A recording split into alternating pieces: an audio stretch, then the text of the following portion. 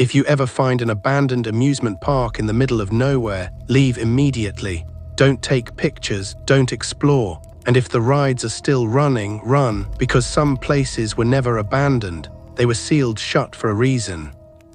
Welcome back to Tales of the Dark. Tonight we are talking about a terrifying abandoned theme park horror story about a park that officially closed in 1998 after a mysterious accident, but every ride inside still works after midnight. And according to local rumors, the park still has guests. My name is Caleb Mercer, and 3 years ago I made the biggest mistake of my life while filming content for an urban exploration channel.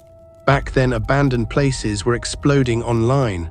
Hospitals, factories, schools, people loved creepy locations, and the more dangerous the place looked, the more views you got.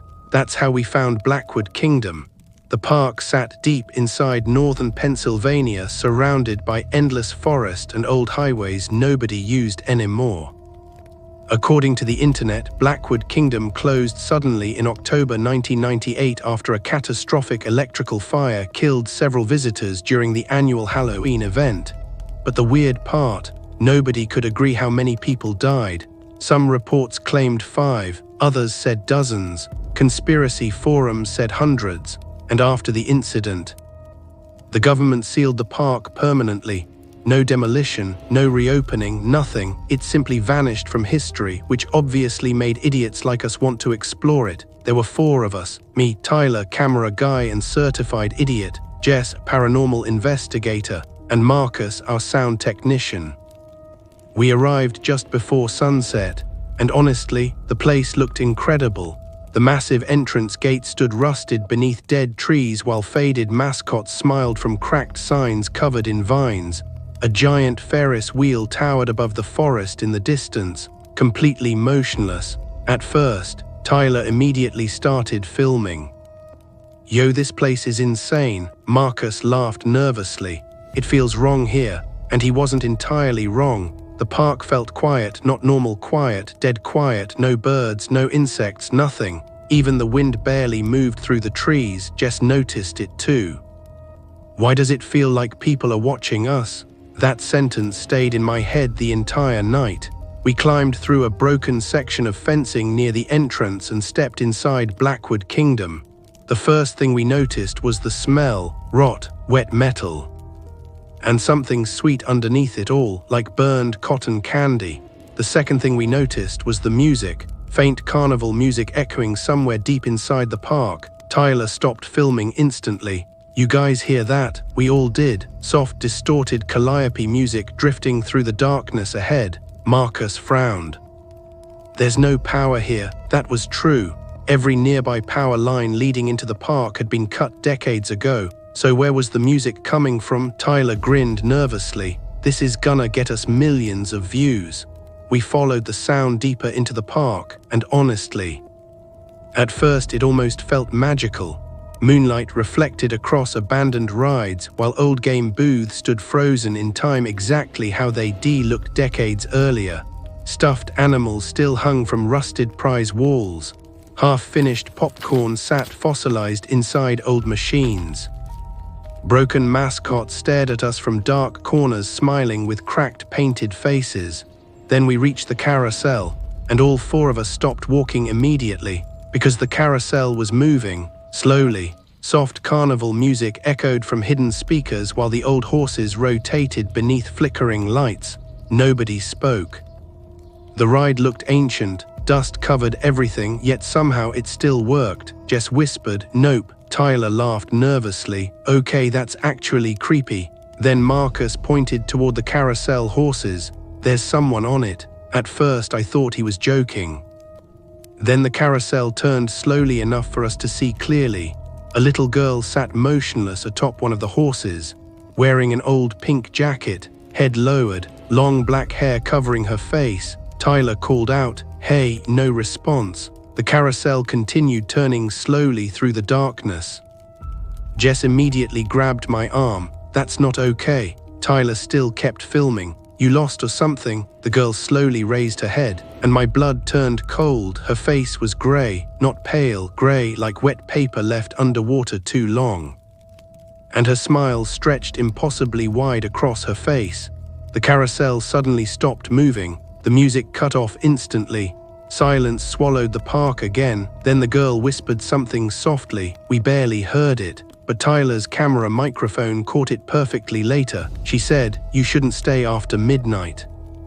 Then every light in the carousel turned on at once. Bright, blinding, the music exploded back louder than before, and the girl vanished. Gone, the horse she'd been sitting on rotated past completely empty. Tyler finally looked scared. Marcus grabbed his shoulder immediately. "We need to leave." But Tyler shook his head. "No way." He pointed deeper into the park, and through the trees ahead we saw lights. Bright carnival lights illuminating the darkness. A section of the park had powered on by itself, and in the distance the Ferris wheel slowly began turning. Then speakers hidden throughout the park crackled to life. An old, cheerful voice echoed through the darkness. "Welcome back, GUSTS." The park had just opened. The announcement echoed through the abandoned park like a voice from another lifetime. "Welcome back, GUSTS." Static crackled through hidden speakers buried somewhere beneath the rides. Then came cheerful carnival music. Loud, distorted.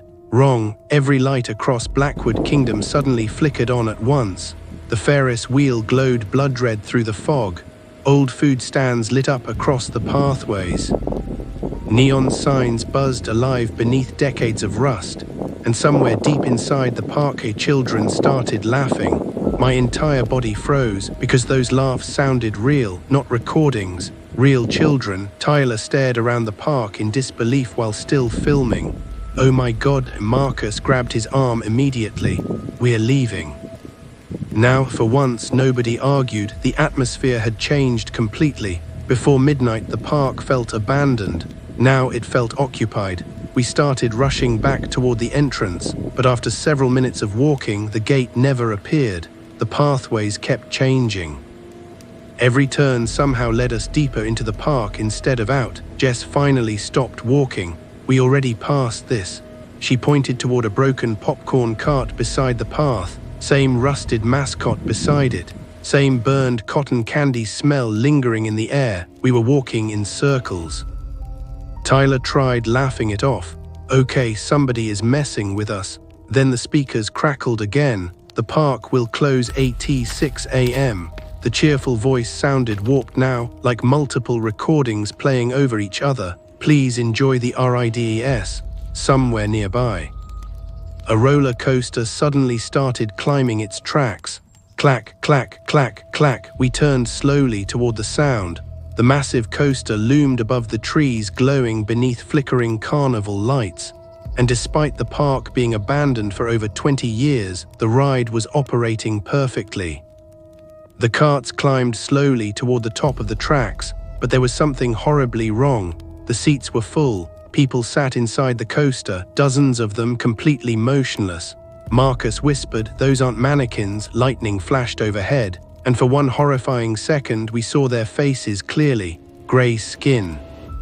Black hollow eyes smiling. The coaster reached the top of the tracks, then dropped into darkness.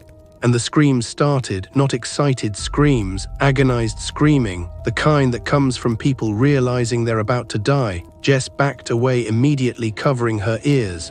"We need to get out." Tyler finally lowered the camera. For the first time since entering the park, he looked genuinely terrified. Then suddenly, a mascot stepped into the pathway ahead of us. Everyone froze. It wore an old rabbit costume covered in faded blue fur. One of the park mascots. Its oversized cartoon head tilted slightly while staring at us beneath flickering lights. At first I assumed it was another urban explorer trying to scare us. Then the thing moved, not human movement, too smooth, too fast. Its head rotated unnaturally far sideways while its massive smile remained frozen across the costume face. And the worst part, its feet never made sound against the ground. The mascot slowly raised one hand and pointed deeper into the park. Then speakers crackled again. The tunnel of joy is now open.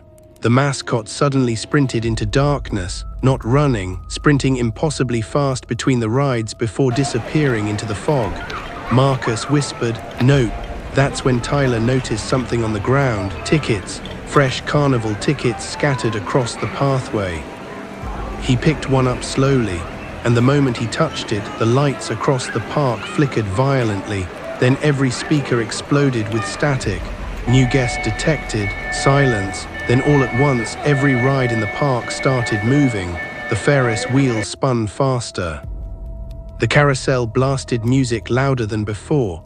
The roller coaster screamed through the darkness. Bumper cars slammed violently into each other with nobody inside them. And somewhere in the fog, dozens of mascots emerged between the rides, watching us, different animals, different costumes, all smiling, all motionless. Jess started crying. "We are not supposed to be here." Then Tyler's camera died, battery drained instantly. Marcus checked his equipment too, everything dead, phones, flashlights, radios. The park was killing electronics somehow. The only lights left came from the attractions themselves. Then the announcement returned. Tonight's final attraction. The voice glitched heavily now. Begins in 30 minutes. A loud metallic screech echoed somewhere nearby, followed by slow grinding chains. Then we saw it, the Tunnel of Joy, an old water ride partially hidden beneath massive fake cartoon caves near the center of the park. Its colorful entrance looked rotten now, paint peeling, mascot statues cracked apart, and above the entrance a blinking sign flickered weakly, "Smile Forever." The water inside the tunnel moved slowly black beneath the moonlight. Boats still floated inside it, and every single boat contained passengers, dead passengers. Grey-faced bodies sitting silently within the darkness. Tyler stared at the ride in disbelief. Then one of the boats slowly drifted out of the tunnel, empty, waiting. The speakers crackled softly, 4 SCATs available. Marcus stepped backward immediately. "We are not getting on that thing." Then came the sound that shattered all remaining hope inside me. Children laughing behind us. We turned. Dozens of children stood across the pathway beneath carnival lights, all wearing old-fashioned clothing from different decades. 1980s jackets, 1970s sweaters, even older outfits farther back in the crowd. Every child stared at us smiling unnaturally wide. And standing among them was the little grey girl from the carousel. She slowly raised one arm toward the Tunnel of Joy, then whispered softly, "If you don't ride." Her smile widened impossibly farther. "The mascots take you instead." Behind us, something massive moved through the fog. Something huge moved behind us in the fog. Heavy footsteps, slow, deliberate, thump, thump, thump. The children standing beneath the carnival lights never blinked, never moved. They only smiled while staring toward the darkness behind us, toward whatever was approaching through the park. Jess grabbed my arm so tightly her nails cut my skin. "Caleb," her voice shook violently, "we need to move." Nobody argued, because deep down all 4 of us understood the horrifying truth already. The children weren't warning us, they were preparing us. Another loud metallic groan echoed through the park as the Tunnel of Joy boats rocked slowly in the black water beside us. One empty boat waited at the loading platform, waiting for passengers. The speakers crackled softly overhead. "Final ride DPARTS in 20 minutes. Then the fog behind us shifted, and the mascots emerged, at least 15 of them, different animal costumes from different eras of the park. Rabbit mascots, bears, clowns, cartoon pirates, huge smiling heads illuminated beneath flickering carnival lights, but now we could finally see them clearly, and dear God, they weren't costumes anymore. Parts of human bodies protruded from inside the fabric, grey fingers extended from mascot gloves, rotting skin stretched beneath torn seams. One mascot's oversized cartoon face hung partially open, revealing a real human skull fused inside it.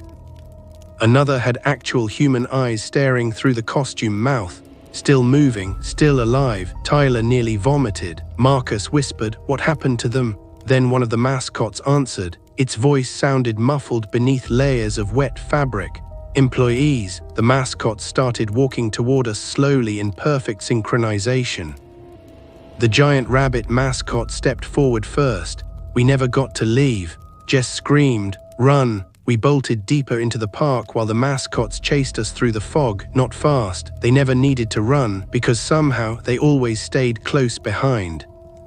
No matter how fast we moved, the park twisted around us constantly. Pathways changed direction. Dead ends appeared where exits should have been.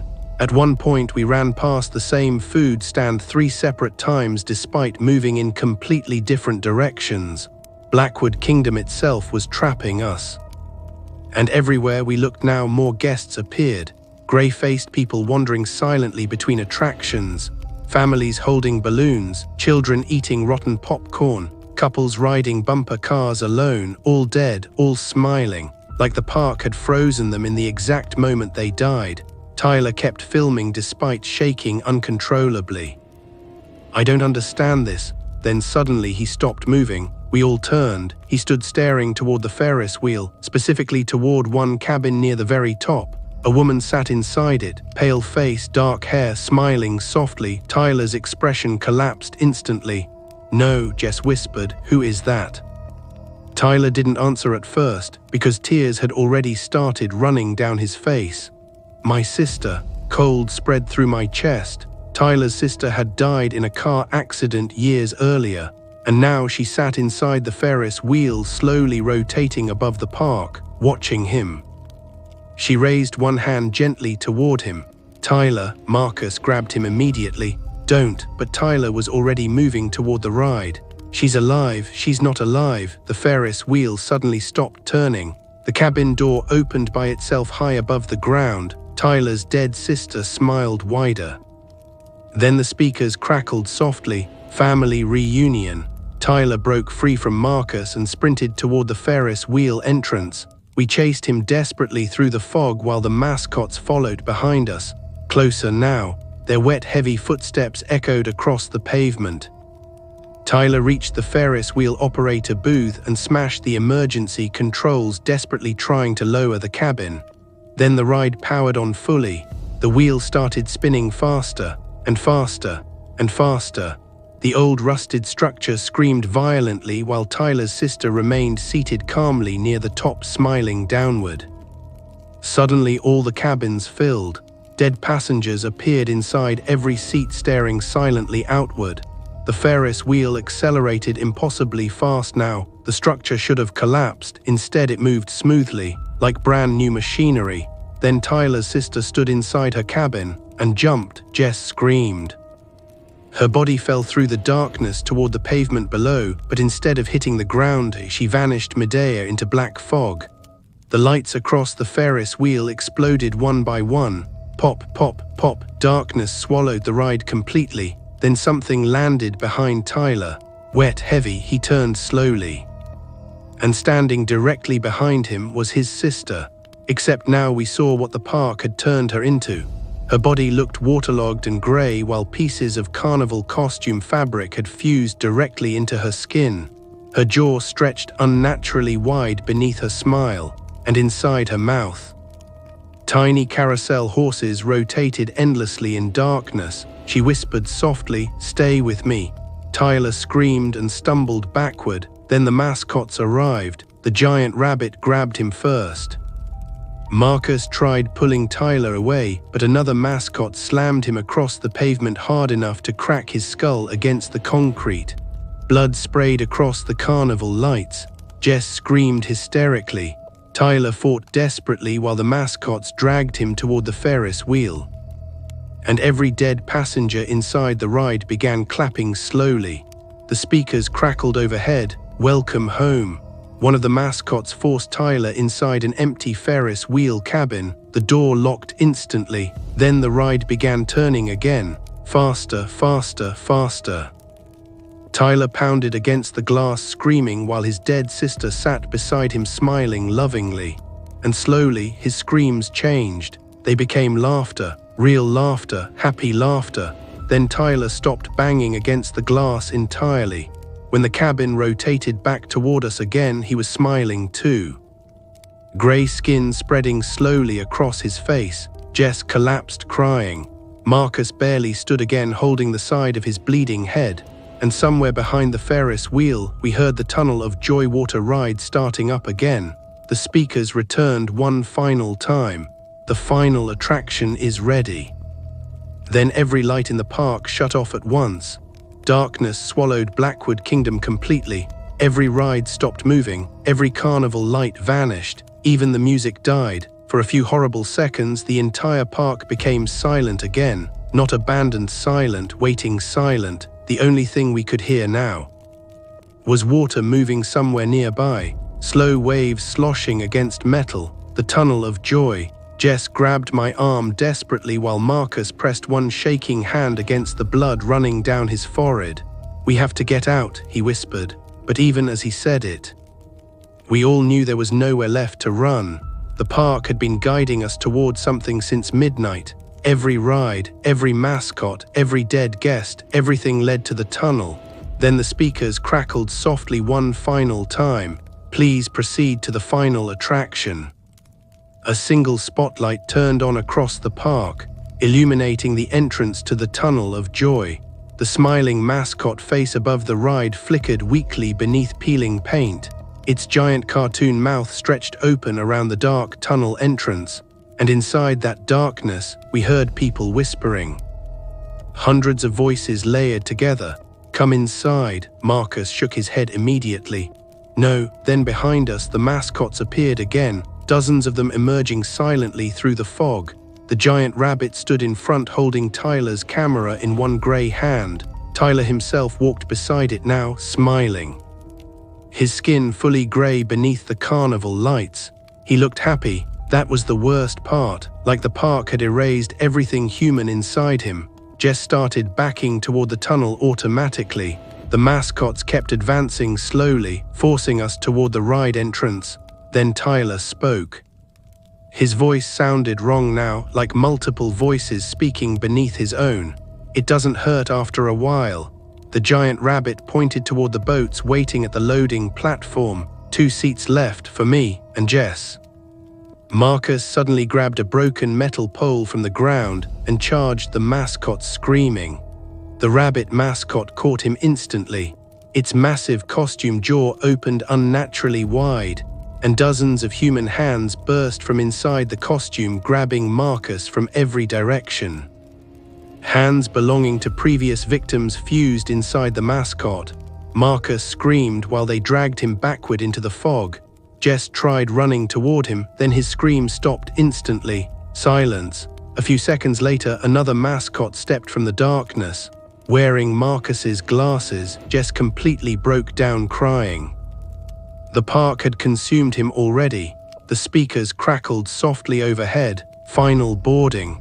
The empty boat drifted closer through the black water, and suddenly the dead children appeared again, dozens of them standing silently around the ride entrance beneath the darkness. The little grey girl from the carousel stepped forward slowly. For the first time, she didn't look threatening. She looked sad. She whispered softly, "The tunnel changes you." Jess shook uncontrollably. "Then why are you helping them?" The girl looked toward the dark water inside the ride, and her smile finally disappeared. "Because nobody leaves." Then something moved beneath the water, huge. The black surface bulged upward slowly like something massive swimming underneath the ride itself. The mascots immediately stopped moving, like servants waiting for their master, and from deep inside the tunnel came the sound of machinery, old rusted gears turning beneath the park. The entire ground vibrated. Then the cheerful voice returned one last time, except now it no longer sounded human. "Welcome to forever."